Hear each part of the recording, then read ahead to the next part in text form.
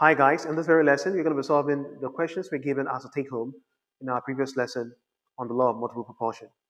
Now, for those that are just seeing this very question for the very first time, if you want to get yourself tested, I'll give you some time to do that right away.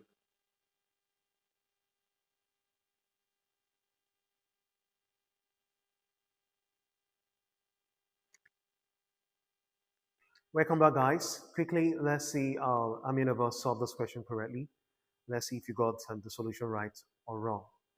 So quickly, let's see what we have on the board. Show that the compounds sulfur 4 oxide and sulfur 6 oxide obey the law of multiple proportions. This question was the very first we were given as a test in our previous lesson on this very law. So how do we show that these two major compounds, now don't forget, these are multiple compounds being formed through the union of sulfur and oxygen.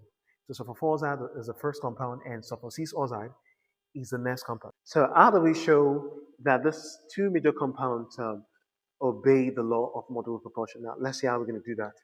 So the first we have the sulfur 4 oxide. Sulfur 4 oxide, look at sulfur 4 oxide. Now, there's it, sulfur 4 oxide, this is the first. And the next is sulfur 6 oxide. So as you can see, sulfur has oxidation number 4, oxygen is 2, sulfur 6, oxygen is 2 also. So don't forget, for the sulfur, just like carbon and the rest, they have changing oxidation numbers. It's quite very simple. The oxidation number is quite flexible based on the element, the atom of element they're about to react with. And that's the reason we call out sulfur 4 and sulfur 6. So when we bring this together, this S2O4, this S2O6, so 2 year 1, 2 year 2, 2 year 1, 2 year 3, this SO2, this SO3. These are simply the chemical formula. So we have this two. So how do we show that these two obey the law of multiple proportion? It's quite very direct. You can even say 4:6. By the time you work on them, you end up having 2:3. Even 2 atoms of oxygen here, with 3 atoms of oxygen is also 2:3. You can see that they obey the law of multiple proportion just by looking at them. But you can carry out a kind of arithmetic work on it to show that they simply obey the law of multiple proportion. So sulfur has an atomic mass of sulfur atomic mass is 32, oxygen is 16. It's 2 unnoted. So it means 1 atom of sulfur here. It means you have 32 grams of sulfur that's combining with 16 grams of oxygen. That's 16 times 3 32 also, I beg your pardon. 32 grams of oxygen. So if that is that, so it means 1 gram of sulfur to combine with how much oxygen? X grams. So that's going to be 1 gram. That's cross multiply.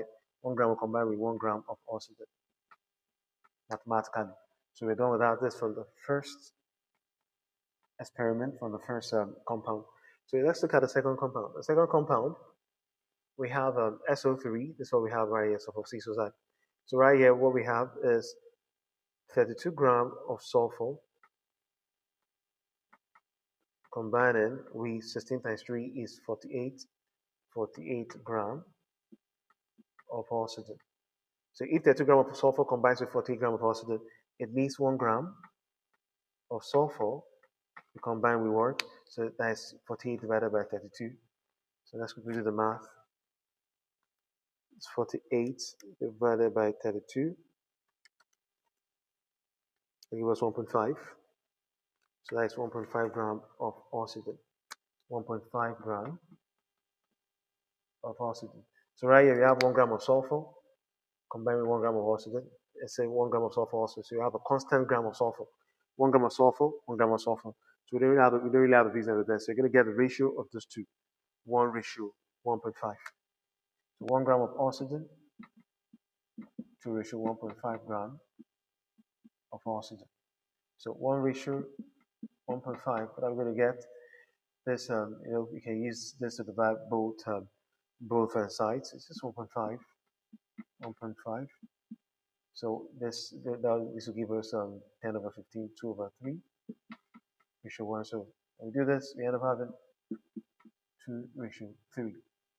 Just like other things, oxygen, 2 atoms, oxygen, 3 atoms, so 2:3. So this obeys perfectly, the Dalton's law of multiple proportions.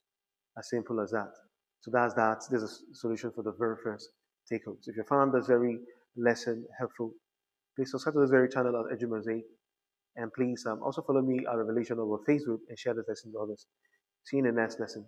Thanks.